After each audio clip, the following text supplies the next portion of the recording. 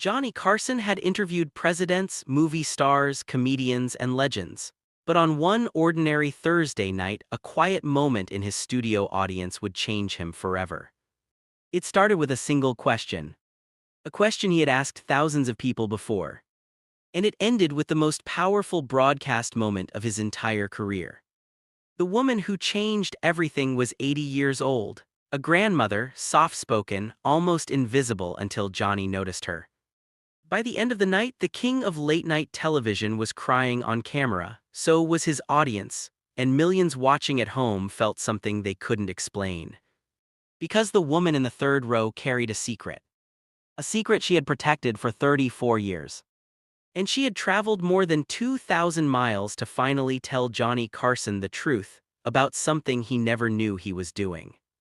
It was Thursday, March 12, 1987. NBC Studios, Burbank, California. Every seat was filled, 465 people packed into the Tonight Show studio. The atmosphere buzzed with excitement.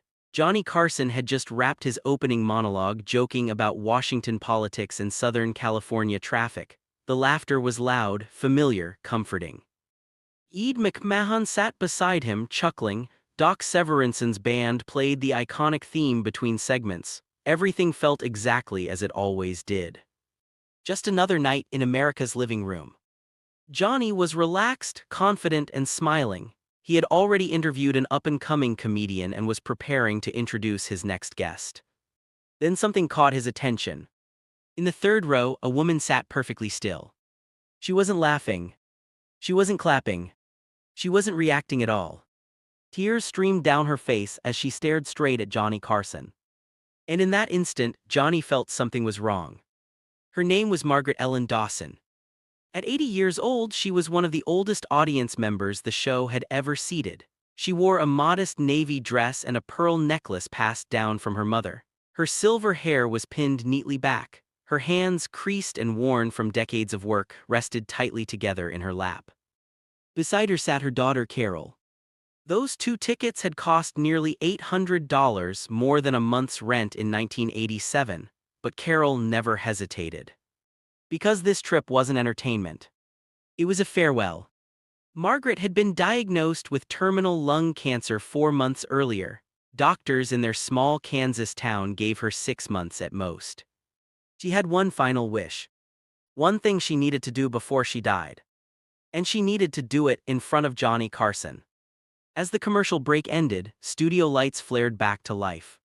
Johnny scanned the audience as he always did, reading faces, feeling the room.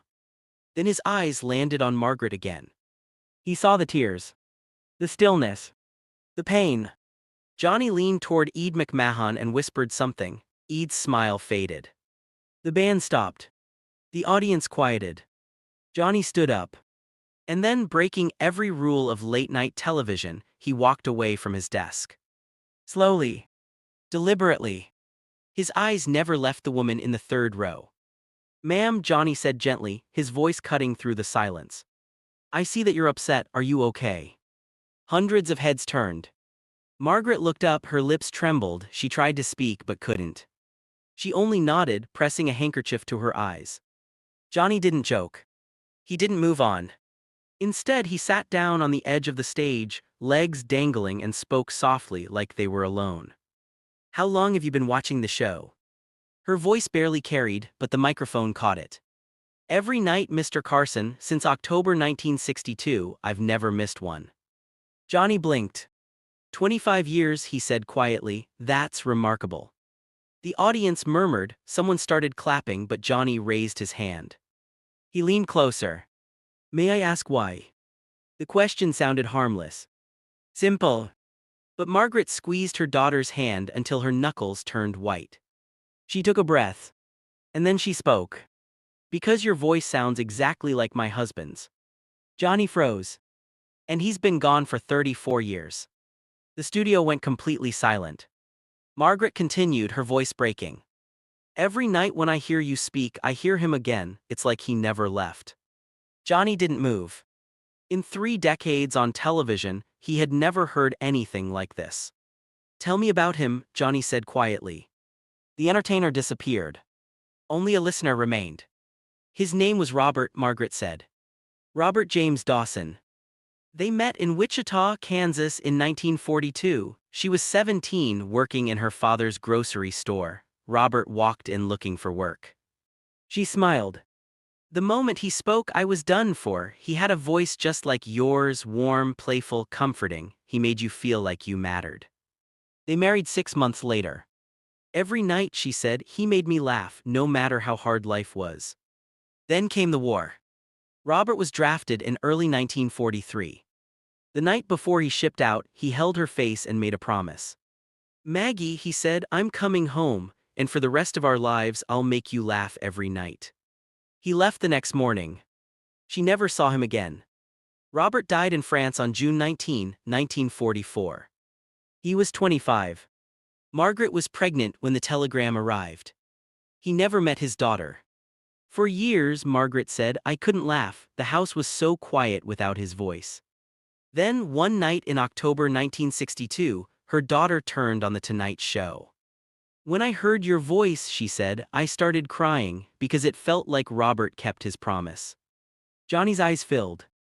For 25 years, Margaret whispered, you've kept me company, you helped me survive the loneliest years of my life.